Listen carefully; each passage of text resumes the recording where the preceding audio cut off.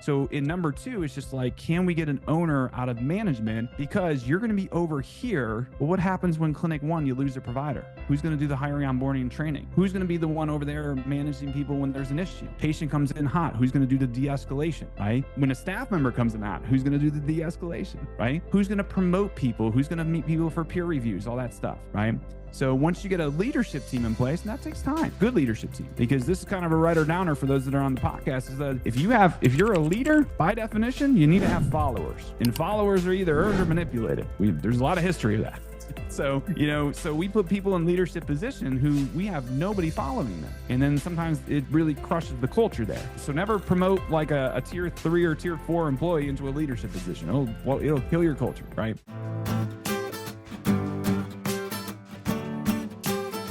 Hey, welcome back to the show. Today we got Robbie Woelkers on the podcast. I've been following Robbie for years now. I had Joey Albritton on the show a couple times already, and Robbie's busy. We've been trying to get him on the pod. Finally, we got him. We're going to talk about physical therapy practices, outpatient, the pros and cons of opening up your second or third or fourth location and expanding and growth. And there's a whole lot of challenges around that now with cost of living and reimbursement and salary demands and, human capital and all that. Robbie, first of all, good afternoon, dude. Welcome on. Welcome, man. Hey, pleasure to be on. I was telling you even before this, I was like, I watch your podcast. I love all the different episodes. My wife sits there and she's just like, what are you doing? I'm like, I'm listening to Dave. So just tell the kids to keep it down, especially when you and Anthony riff out and go back and forth and stuff like that. Anthony Maritato. Awesome. So I appreciate it. The only thing though, is I have to get my studio to look like your studio, because you got better pictures and stuff than me. I got blank walls and a board behind me. So there you go, man.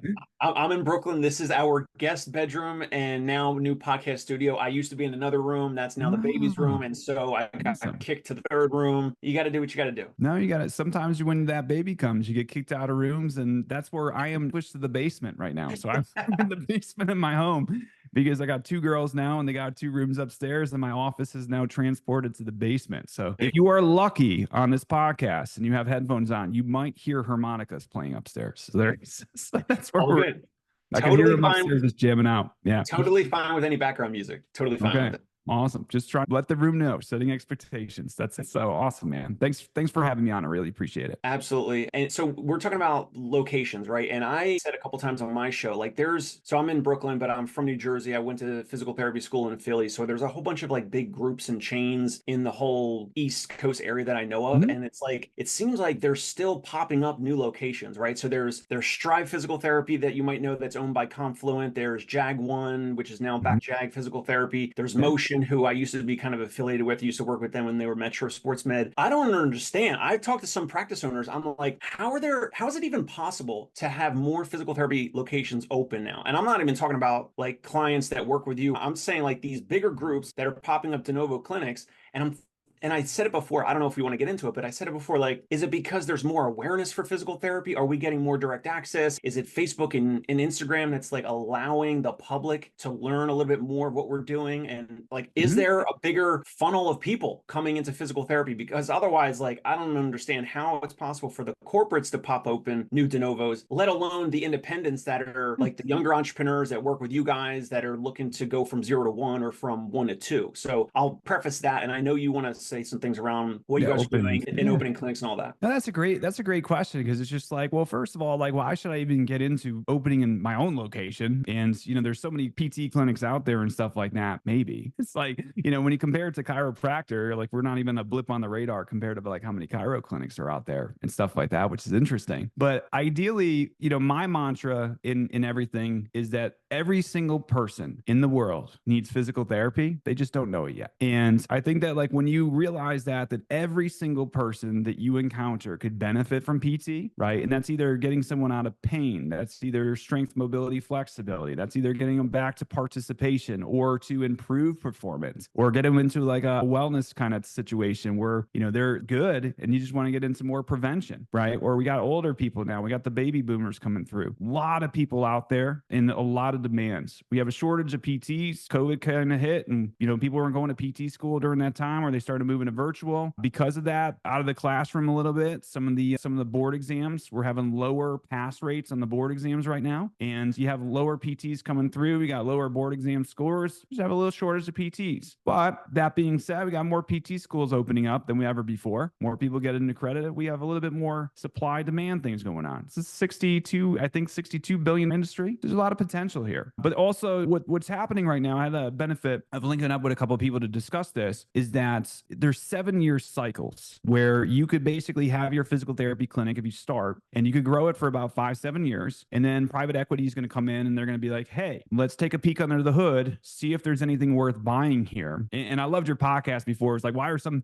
pizza worth like $0? And it's just like, because they want to come in and see how risky it is, because they're investors. They want to come in, they want to invest their money, and they want to see like, hey, what's under the hood here? What makes sense? And then they're going to peek, and then they're going to be like, ooh, this is kind of juicy. They're looking for the sleeping giants, the ones that are like good visits and stuff, but they know when they sprinkle in their like insurance contracts, they're just going to blow it up. And they have recruiting channels and different things. They're like, hey, or market share. They want to come in and take over a little bit of market share. And then ultimately what happens is after about 7 years, this private equity come in and then they scoop up a bunch of clinics and then they roll them all up to sell to the bigger guys, right? So I don't know if you know Pivot's in our area, and Pivot came in and they're just popping up and they're buying all their Benchmark, right? Benchmark, Pivot, they're all coming in, they're buying all these little private equities or private PT clinics, with 1, 2, 4 multiple locations. And now all of a sudden they do all these small deals and they have this big grouping, right? 125 clinics they just acquired or whatever that looks like. And then all of a sudden they go to the next tier and they're like, hey, Athletico, we have all 125 clinics. Would you like them? And they're like, sure. And then they purchase. So it's like everybody's kind of getting rolled up into something. And I think the biggest thing for this podcast is just to let people know is that like you could be 5 years in business and you could actually have a sellable asset. And,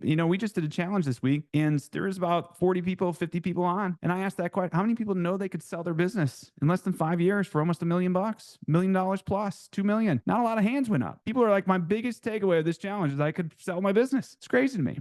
And I'm sure you see that all the time with your podcast and stuff, that you get people shocked that they could sell their business. Kind of interesting. And we're going to get into some of the key man risk and like absentee ownership and all that. And then also I wanted you to kind of tee up, you in the pre-interview, you said about the comparison of like, I think the rough offer that you guys had gotten for the 3 clinic locations once upon a time versus like a friend that had 1 location and 5 PTs or something. And they got like a larger offer. I don't know if you want to. Oh, that's a great point. Trickle that now. So I was so we had started back. It wasn't like a startup. Like we were fortunate enough. I was working in a PT clinic. It was a PT chiro clinic, and they leaned in and was like, hey, would you like to take over the PT side of things? We just want to do the chiro, just take over the PT and we're good. There's this thing called money that you need to buy clinics. So new grad PT out of school, 1-2 years removed, doing home health, slinging visits, trying to do all the things, baby on the way. I'm like, I don't really have a lot of money here. So I partnered up with someone who had money to invest in, and we partnered. And we did it for about 5 years, got to the point where we have different visions, which is okay. And we decided like, hey, best way to keep this practice running and be successful is someone's got to go. And it's either I'm going to go or you're going to go. Who's going to go? And he wanted to stay. And I was like, hey, no worries. I got other things going on. I'll go. And we got a valuation. So at the time we were doing three locations in Northern Virginia here. And,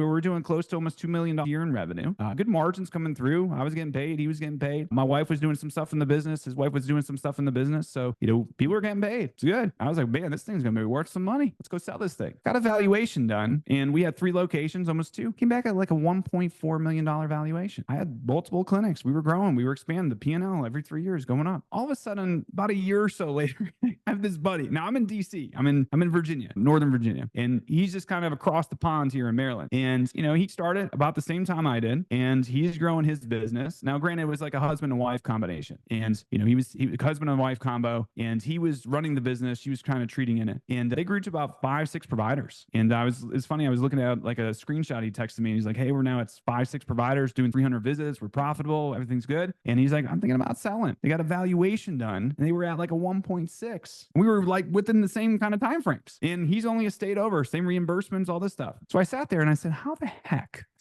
do I have 3 locations and doing more revenue, right? More patients, more visits. And I got a 1.4. And he's over here with a little less patients than we were doing by about 150 a month and a little less revenue per year. He got a 1.6. And that's where I got introduced to kind of what we'll go over today is kind of like my 6 commandments here for like opening new locations, because sometimes people think opening more new locations means more bang for their buck and more sellability and more revenue on the way out. It's not always the case. And, I think that that's interesting to see. And people, first thing, know that you could sell your business. Like that's a cool thing. Like some people, you'll work your whole life for $1 million retirement. Like if, most people in the world will make $1 million when they work for 40 years. Do the math, right? Minimum wage people will make $1 million working 40 hours a week for 40 years. Like they'll make $1 million. But if we're looking at collapsing timeframes here, like you could go all in for like 5 years, grow to 4 or 5 providers and be able to sell and get almost $1.6 million. I don't realize that. So that's why if you're listening to the podcast, like hopefully that just inspires you a little bit to be like, oh, maybe I do just need to keep going a little bit, right? I'm so close. Dave, I don't know if you ever saw the meme where the little cartoon where they're in the mine there and the gold's behind the wall and like the miner's there and he's chipping away and then he just kind of puts the mine or the pickaxe down and walks away. He's like 2 hits away from hitting the gold. It's like some people are 2 hires away from hitting the gold and then they're a little beat up, right? They're producing all the time. And, growing and scaling means that if I grow and scale, that means I have to donate more of my time to the business and I got to take away from my family. You just had a little baby boy. I got 2 little girls. I don't want to take time away from my family, right? So I think as we go through the podcast today, just know that like a lot of people are like, I want more freedom, but I got to give up control. If I want more control, I got to give up a little freedom here. So we got to kind of figure out what that looks like. So yeah, man. So hopefully that sets the stage for, don't do it like I did it. I always tell my clients or anybody I work with is like, this isn't Robbie's success stories. This is do not do what I did. That's kind of how we learn from this stuff. So awesome stuff, man. No, I love it. That definitely sets the stage, sets the table. So now we'll go into, I think you said like your 6 commandments for doing this the optimal way or one of the best ways that you've seen to work. Yeah. And so when we're looking at this for like opening more locations, and like, when does it make sense? And, I told, because people right now are probably like, hey, well, what was the difference? And that was when I was introduced to this concept called key man or key woman risk. And when we were doing the valuation, the guy had like a sheet there and he was just like going through and like, what makes the business like appealing, like something that would be interested in. They're like, oh, good numbers, your revenue, awesome. Your EBITDA, right? Earnings before income tax, all that stuff, right? They're like, oh, so profit margins, it looks juicy. But then there was a thing on the sheet that it was just like multiple adders and multiple subtractors. And I'm like, what are those? Like, and what are those subtractors? And he's just like, well, these are things that put your business at a little bit of a risk. And I said, oh, okay, well, how risky is my business? And then when I was going over to the clinic that was a 1.6, I was looking at that and I was just like, now I know why they're worth more, why one was worth less, why one was worth more. And so ultimately, when we look at a business and like Dave, maybe here and you're saying like, hey, I'm growing, I'm expanding, I'm thinking about opening another location. And I would sit here and I'd be like, awesome, let's pull up my 6 little checklist here, 6-point checklist, and let's see how many boxes we could check off. Okay. So number 1, and this is almost like a non-negotiable. Actually, it is a non-negotiable. And this is where people get a little triggered because they're just like, I spent 7 years going to school. I've done CEUs. I love my patients. I love working 1v1, right? Well, do you want to work 1-to-1 with a patient or do you want to 1-to-many? And you want to have bigger influence here. Got to make a decision. So number 1 rule, right? Thou shalt not treat. It is what it is. The reason for that is if you look at focus, and if you have focus on one thing, it's 100% of your focus. As soon as you move to 2 things, it's 50-50 or 80-20, 60-40, whatever the split is. You move to 3 things, it's 33%. You move to 4, it's 25. You move to 5, it's 20. You guys get the idea, right? You move to 6, it's 14. Well, 14 to 20 is 4, 20 to 25 is 5% change. 25 to 33, right? And you start going up here. The biggest change is when you drop from 1 thing to 2 things, the 50% change in your focus. So if you guys are going, and I don't know if you ever had the experience of like having a business, but then maybe trying to start something else, right? I had my clinics, I was trying to do coaching and trying to do Facebook stuff. So a lot of different split focus here, right? People talk about work-life balance. What about work-work balance? Or business balance, right? So ultimately what happens is like, you have to find a building, you have to find the lease space, you have to negotiate terms, you have to get the equipment, you have to hire, you have to onboard, you have to train, you have to mark. I could go through the whole list. We're not even talking about when disruption shows up and there's all this other stuff. We have people that want to open in November, but the building's not ready until May because they didn't get an occupancy. Crazy stuff happens. happens. So you can't be treating and trying to open at the same time. So rule number one is going to be removing the owner from treatment. So we go back to key man risk. It's a 3 multiple subtractor. If you have an owner who's in the business providing the service, it's a -3 for some valuation companies. That's crazy to me. I was at key man risk because I was treating. So and just for context, do you remember, were you like, was it 40 hours where you were slamming 50, visits? 60? Yes. 3 locations, slamming visits. I was out in we had a rural clinic out in Bealton, because we're going to get to some of the other commandments here where, hey, no one's out there. So it's a great opportunity, right? The whole shiny, hey, no one's out here. Right? We could just go out here and just slam visits, right? And there's a reason why no one's out there. There's a reason why gas stations all kind of congregate at the corner. There's a reason why all the fast food chains congregate in the 1 mile radius. There's a reason why Home Depot and Lowe's are next to each other. They've already done the market research for us. Yeah, they are. And they're leveraging a principle where, like, if you were at the beach selling ice cream cones, right? And it was me and you, and we said, like, okay, well, Dave, you take the north end and I'll take the south. Well, if we split it up, it's just like, well, you get part of the beach over here and I get part of the beach over here, but we're splitting the audience. But if we get together and we say, hey, let's meet on the 50-yard line, and then everybody comes to us, well, now we have a better opportunity to be able to see the same. That's why all the PT clinics open near each other. Why is there a Select? Why is there Athletico? Why is there ATI? Why is there Bench? Why are they in a 1 mile, 2 mile radius? Get out of my neighborhood, right? But that's why they do that, because now the audience has to come to that area to be able to get their treatment. It's kind of cool thing when you look at these principles. So rule number one is thou shalt not treat, because mainly we can't be a producer and also an operator at the same time. It's not fair to you. It's not fair to your patient. First of all, that's just for anybody. It's like when you're treating patients, are you really treating a patient, right? Because you're there, but you're not really there. And all my owners know what I'm saying. Like, you're with the patient, but you're thinking about 100 other things. I promise you that. So let somebody else treat that patient 100%. You could step in, you could do PTO, right? PTO coverage. You guys get some credits for your CEU. I get all that. You got to do your license renewal. There'll be opportunities, but not full time. Cool. So rule number one, Dave, any questions on that? So got to remove the owner from treatment. 100% agreed. I have no pushback. I love it.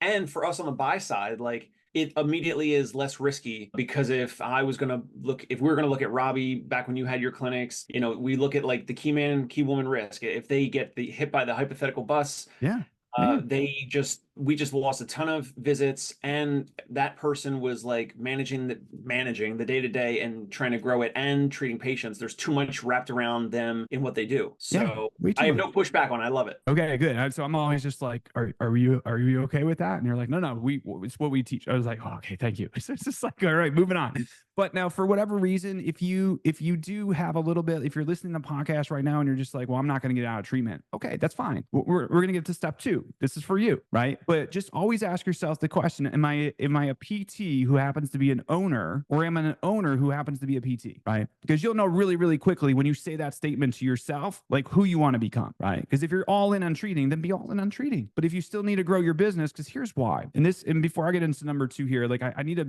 make sure that everybody's clear on this. The reason why you're not able to attract A players, or the reason why some people have retention issues, because I was 100% guilty of this, is you have to have a vision that's so big that other people could fit their careers inside of it, right? So if you have a small vision, you're just like, hey, it's just me, the admin, and my dog that's here every day. Like, this is just us. Come and work for us. You're gonna be like, hey, cool story, but I don't like I wanted to do this. I want to do that. I want to work. So like, A players want to be part of A companies. Like, they want to be part of something big, some change, right? You could attract people that don't want that. They want to, Joey and I call it an LSB, a lifestyle business, right? They want to be an LSB. They want to just come in, show up, treat their patients, do their notes, minimal. Fine. They want to own a job. That's fine. However, if you want to attract really key players here and grow this thing, and people get excited, because people all the time, Dave, I'm sure you hear this, like, how do I get my team to care about the business more than I do? Well, then you better show up with a big, I don't curse, a big vision, right? So it's like, make sure you're there. So great, just want to make sure we paint the stage there. So if you want to treat, but if you want to go and open multiple locations, rule number 2, thou shall not open clinic number 2 or multiple locations if they do not have a leadership team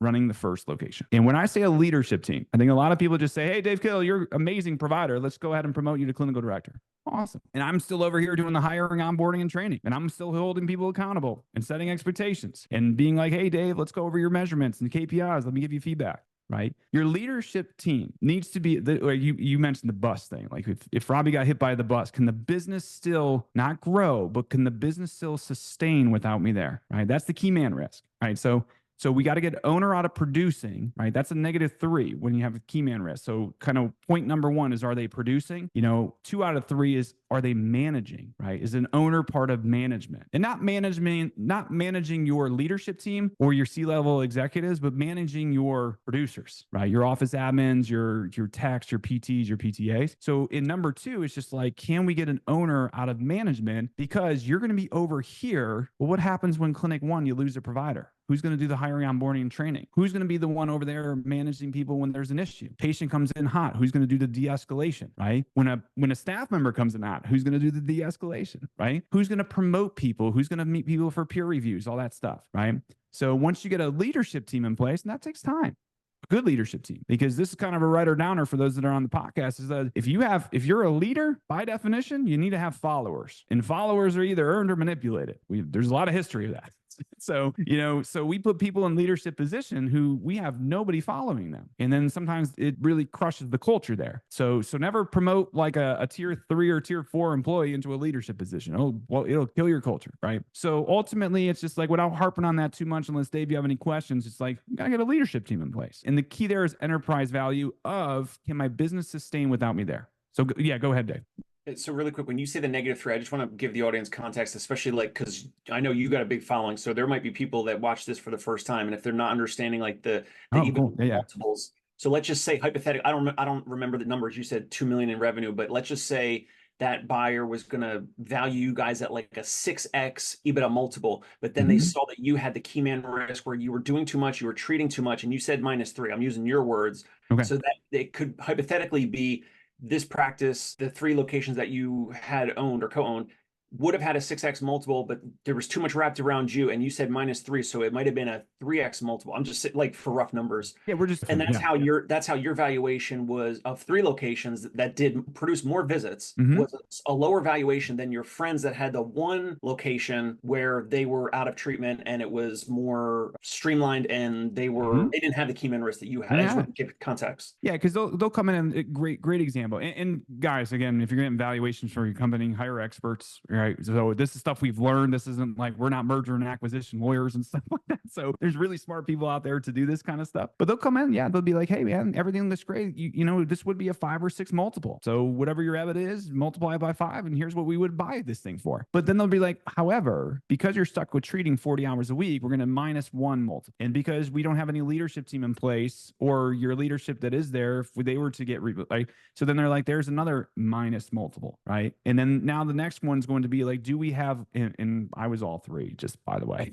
So then the next one, so number 3 and 4 are kind of tangible to each other. So I'll just kind of finish the thought with giving you 3 and 4, because we see this all the time, is that owners go to open up multiple locations, but thou shall not open another location unless they maxed out their first one. What are we doing? It seems obvious, right? Seems obvious. What are we doing? Right? But guilty. I was over here. I was like, hey, we're not maxed out. Yeah, we got more space, but let's open. New opportunity. We got an opportunity. Let me open up. And Dave, this is crazy. When I look back on it, we were making more revenue and profit with our first location, just slamming visits, doing like 300 visits a week. And then I was just like, but let's go to clinic number 2 and let's pull some providers down and open clinic number 2. And then all of a sudden you start to get to the point where we're like, now we have more expenses and we're doing the same volume. But we have 2 locations. It's like, what are we doing? Right. So ultimately, number 3 is like, thou shalt not open more locations unless you max out. And that's where when I say max out, we're looking at our square footage. Like, how many tables can we get in here? How many providers can we get in here? A good rule of thumb for clinics. I know we have a lot of mobile listeners here. Some people are doing subleases, some people in the clinics. But if you have a clinic, a good rule is like a 10% rule, right? So whatever your square footage is, just multiply by 10%. And that's how many visits you can do on a weekly basis. So if you have 3,000 square feet, you should be able to comfortably do around 300 visits a week, right? Now, I'm not here to argue, like, is that one-on-one for an hour? Is that, because like, if you have one-on-one for an hour, it's like 1 table you need, it's 1 patient. But if you have like, one-on-one for 40 minutes, or maybe you have 2 patients coming in an hour at 30s, depending on what state and reimbursement and all that looks like, you might need some more tables. So I don't know what that is for you, but you could look around your clinic and be like, hey, can we max this thing out? Because in order to open up more locations, you just need more space, right?